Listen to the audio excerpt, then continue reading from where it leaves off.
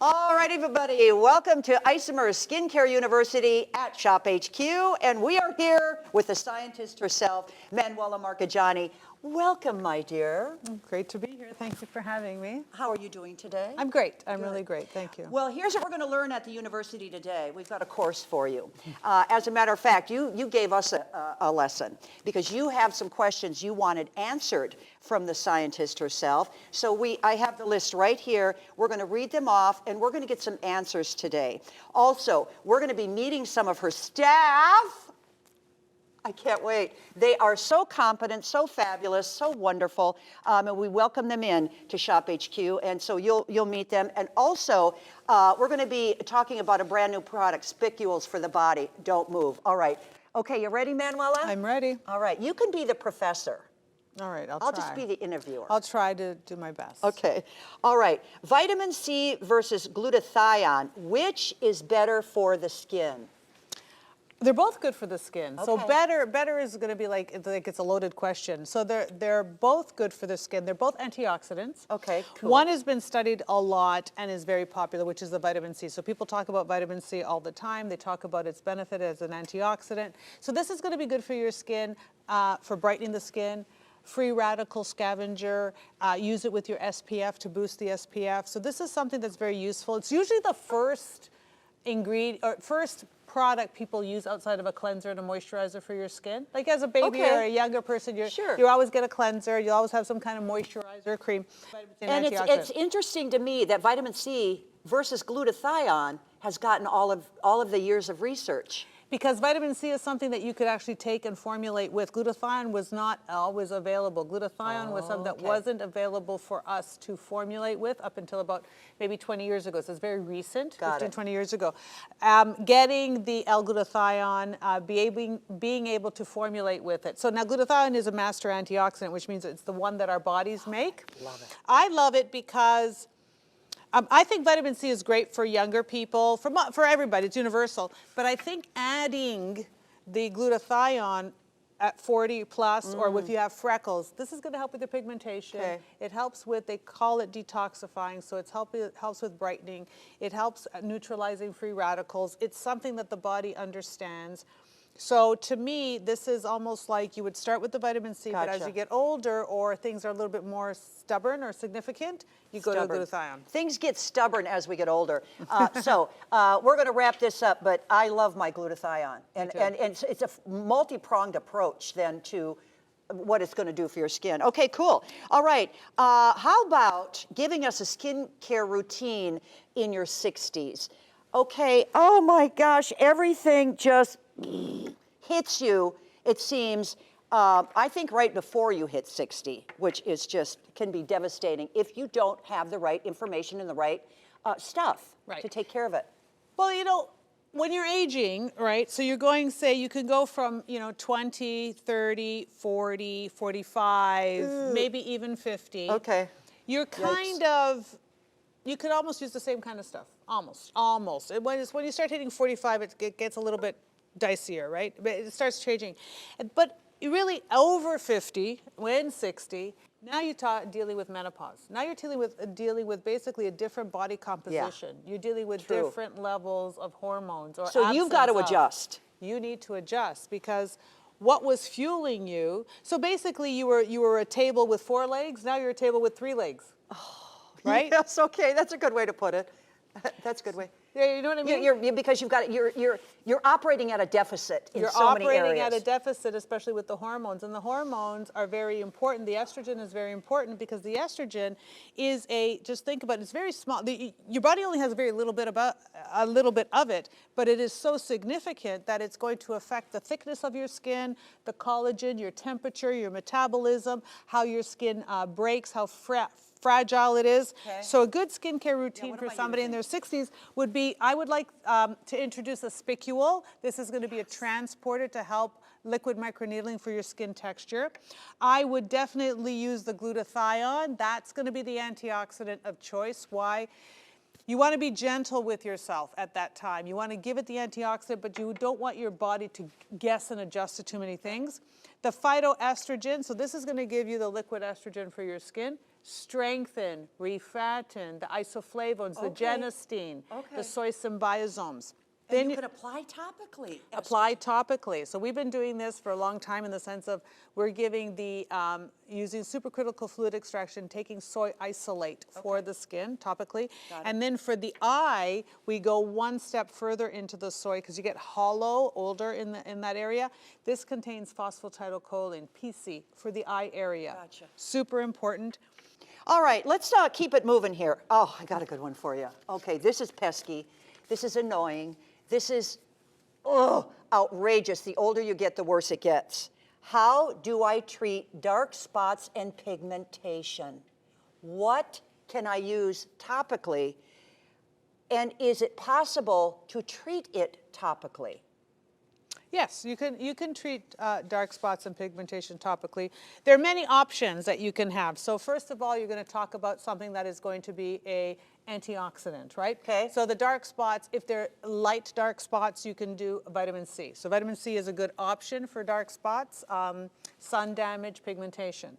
Then you have glutathione. Glutathione is going to be very good for freckles, for darker spots, for sun damage on your skin. Is the glutathione, is it, I don't want to use this word, but is it more aggressive at those things? Is it tougher on those things? Does it go and attack more on those things? No, what it is there's many different pathways to pigmentation. Okay. So glutathione is very good at certain roads, certain pathways, at older things in the melanin for melanogenesis, whereas the vitamin C, for example, works on a different route. Okay. It's not that one is stronger than the other. Like if you went into something like a hydroquinone, now you're talking about very aggressive, right? Okay. But you're talking more like a bleach as opposed to a answer, melanin regulator or inhibitor. So there's, Gotcha. right? So that's what, you got to think about that. Another one is going to be a retinol, a retinoid. The retinol family, or retinoid family is going to be something that works on pigmentation, and arbutin works on pigmentation. Okay. But anytime I think about pigmentation, I think about my glasses, right? I think about transition lenses. So they're clear on the when I'm indoors. When I go outdoors, they become dark. Right. Now, if I come inside and they stay dark, there would be a problem with my lenses, right? Exactly. They're not turn out. This is what happens to your pigmentation. It stays dark when you're indoors, like it doesn't turn itself off. So ingredients like glutathione. Turn it off. Right. Turn it off. Glutathione and arbutin actually go in and turn it off. They're called inhibitors. So they basically go in and they nudge the volume. Whereas a vitamin C removes, like takes a little bit of it, kind of makes it smaller.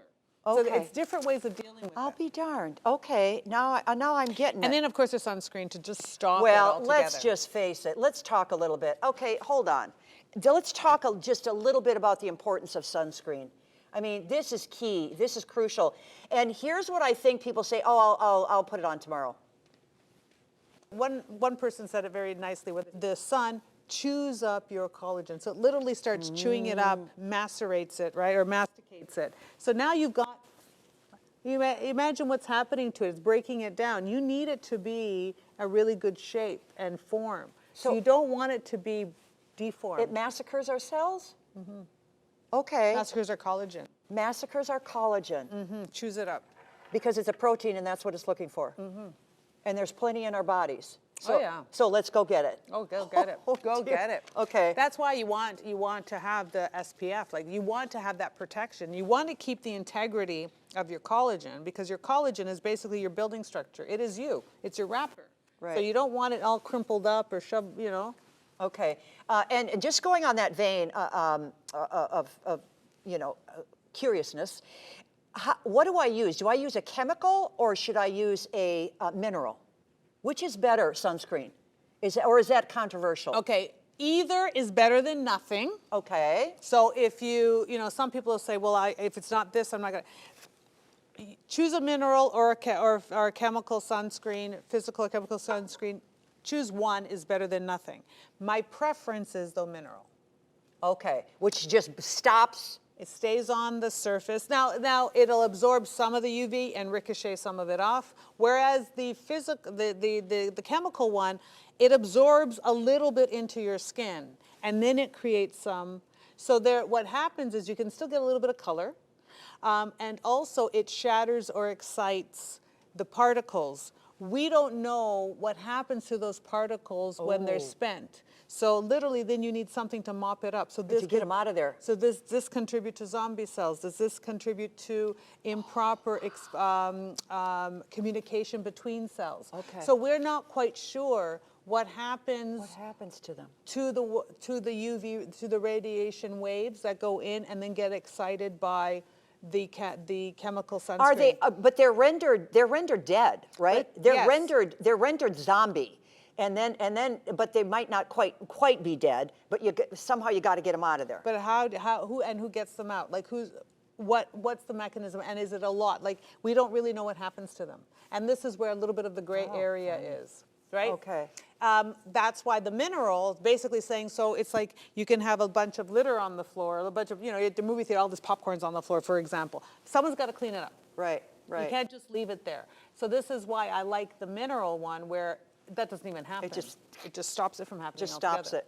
Okay. And speaking of zombie cells, do you have something that takes care of zombie cells? We do. We do. We have formulations that take care of our zombie cells that have the spermidine in there. That is very important for the zombie cells. Okay. All right. Yes. And what's it called? What is the item called? This is the advanced multi-correctional. Oh, that's right. It's the advanced. Okay. So if you want to get rid of your zombie cells, which you want to get rid of, you want them gone, take a look at the advanced product. It's called advanced.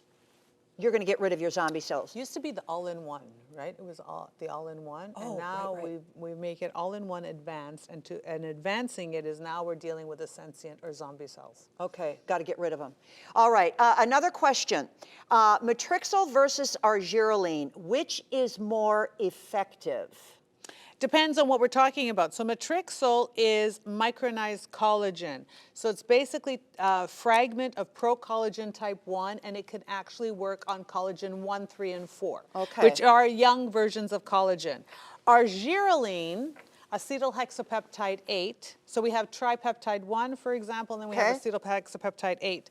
Argireline is dedicated for the expression lines. It helps with the collagen, but it helps with the collagen as a benefit of the benefit. It's a consequence of using argireline.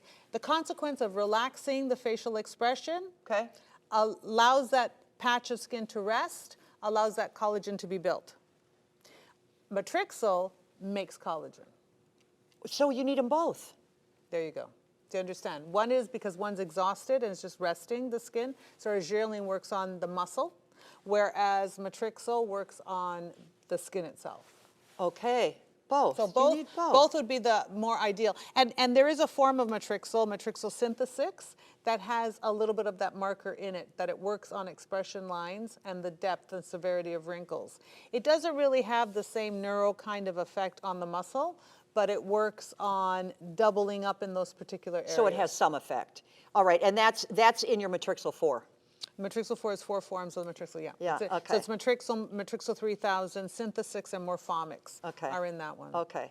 All right, now here's another good question. By the way, everybody, if you're just joining us, welcome into Isomers Skincare University at ShopHQ. We're glad to have you. We're here with our scientist, Manuela Marcheggiani, and she's answering some of your most interesting questions. You have questions about skincare, whatever age you are, and this line, the Isomers line, is going to take care of those issues. Yes, you can treat your skin topically for almost all of the issues we have as we age. All right, here's a good one.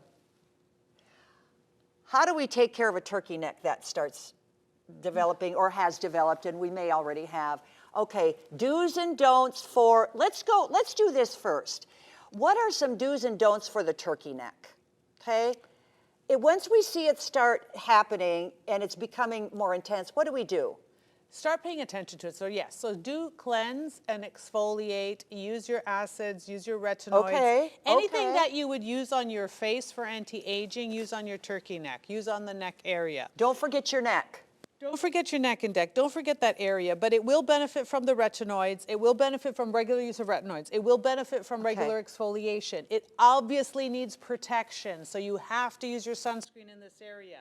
You can use your vitamin C's or your glutathione. So anything that's intuitive in the sense of protecting the collagen, Okay. protecting against UV, stimulating more collagen, and correcting it's going to help. Now you also want to thicken up that skin. Exactly. So you need to have growth factors. You need to have something that's going to work a little bit more on the communication and thickening up the skin, And right? you have a product for that. We do have a neck product. Okay. We do have the gold collagen peptide for the neck area. Okay. This is going to help thicken up that skin. It also helps work on, see what happens too is the neck or the chin area gathers a lot of fat because it's the lowest level of resistance. So you get submental fat here. So it needs more support. Submental fat. Submental fat. And also what you need for the neck area is a really good argireline or a Botox-like effect, right? Because you do have muscle Okay. and skin are attached. Okay. You've got that attachment here. And then if you don't deal with the muscle, and I'm suffering a little bit from this too, is that your neck can shred and you're gonna have more neck bands. True. And you want it to be more like, I always say it needs to be more like lasagna, like a straight sheet and not move. Instead of split not up. have all these splits in it. So to work on those splits, you need something like a topical Botox. Okay. The argireline. And you can also use something like a Spicule as well to stimulate the collagen. Yeah. Oh, that's the body spicule. That one's fabulous. Okay, it's spicules. If you want to get, let me offer this. Many of you out there have maybe said, you know, I'm going to do that microneedling. I've seen it. I've seen the microneedling little rollers. I have a girlfriend who did microneedling. You can end up having downtime with that.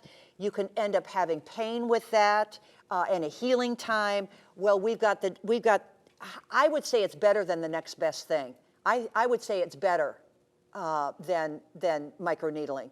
It is liquid microneedling. It is called spicules. I would think this is going to be key to help get all of the topicals in as deep as we can, correct? Yeah, so you're gonna have 500 ppm, so this is a really good amount. It's Which not means too what? aggressive. It's 500 parts per million. Okay. The face spicule is 1,000 parts per million, and that's gonna be too much for the neck. For the neck and for everyday use or every other day use, it'll be too much because the skin on the neck is very thin and fragile. So you want the 500 parts per million. It's got the pink diamond technology for the brightening. It's going to stimulate the collagen. It's going to help rebuild the Okay. collagen area. It has Centella asiatica, so it's very calming and soothing and healing. You can put your matrixyl or your glutathione over top. Okay. So you're going to be able to stimulate your skin, improve the collagen, work on the exfoliation, work on the neck. The neck is very particular, the neck and the décolleté, because you get to a certain age and you start to notice that you start separating your face age, your hand age from your neck age. Huge. Right? Thank you. That's a big observation. Yeah, Yeah. I mean, that's true. Yeah. You start, you know, so you're not always, so it's really important. This looks better than this and this. Right, right.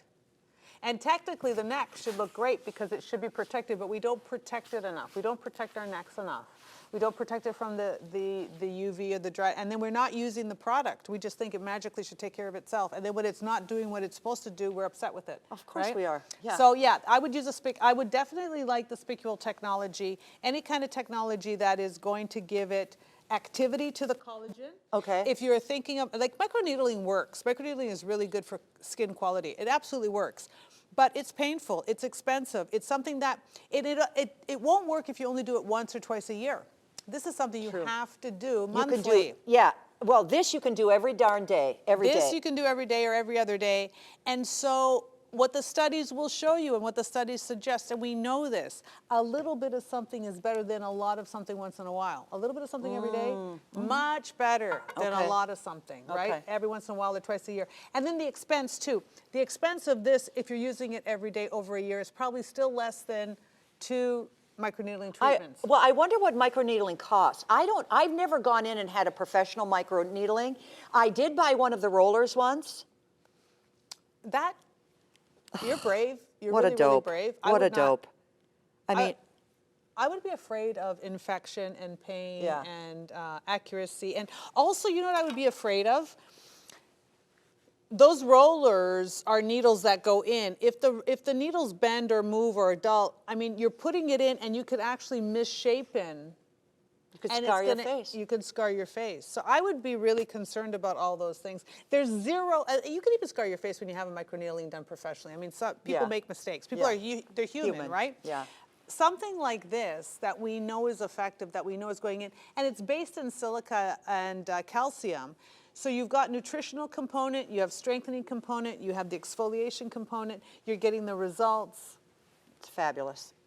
All right, ladies and gentlemen, we're drawing to a conclusion here for Isomers Skincare University, but we want to introduce a couple of the team here that's been in town with Manuela for the last couple of days, and they are the wind beneath her wings. Come on out here, ladies. Come just stand in the back here. And Manuela, could you introduce these lovely, we got some bright ones here, I can tell you that. This is Athena, and this is Gabriella.